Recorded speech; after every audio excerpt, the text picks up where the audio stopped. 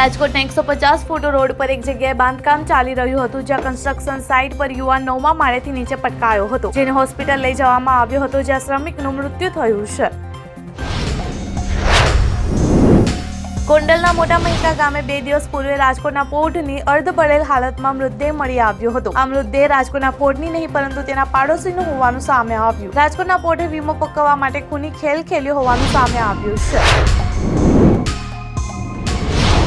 પુષ્પા 2ને લઈને અભિનેતા ઘણા સારા અને વિવાદાસ્પદ કારણોસર ચર્ચામાં છે. સંધ્યા થિયેટર કેસમાં કોર્ટે અલ્લુ અર્જુનના નિયમિત જામીન પરનો નિર્ણય 3 દિવસ માટે મુલતવી રાખ્યો છે.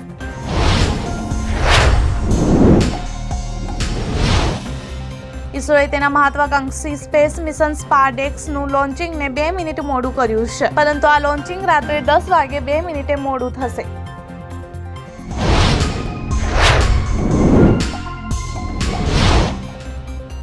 કોલેજિયમ એવા લોકોના નામ આગળ મૂકવાથી બચશે, જેમના પરિવારના સભ્યો અથવા સંબંધીઓ પહેલેથી જ કોર્ટમાં, હાઈકોર્ટ અથવા સુપ્રીમ કોર્ટના જજ છે.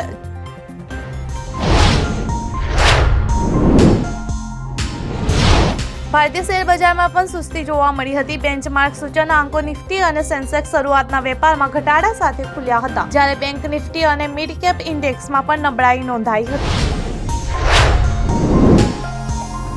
ઉત્તર પ્રદેશમાં એક ચોંકાવનારો કિસ્સો સામે આવ્યો છે. એક 12 વર્ષની સગીરા પર તેના જ નજીકના સંબંધીઓ, લોહીના સંબંધી પિતા, દાદા અને કાકા દ્વારા 1 વર્ષ સુધી બળાત્કાર કરવામાં આવ્યો હતો.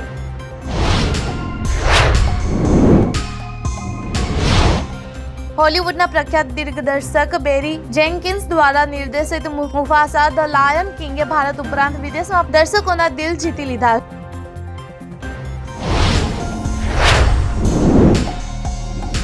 દક્ષિણ કોરિયાના એરપોર્ટ પર પ્લેન ક્રેશ થતા જેજો એરલાઇન્સ વિનાશના આરે છે. કોરિયન શેર બજારમાં તબાહી બાદ કંપનીને 1000 કરોડ સાઉથ કોરિયન વોન એટલે કે ₹60 કરોડથી વધુનું નુકસાન થયું છે.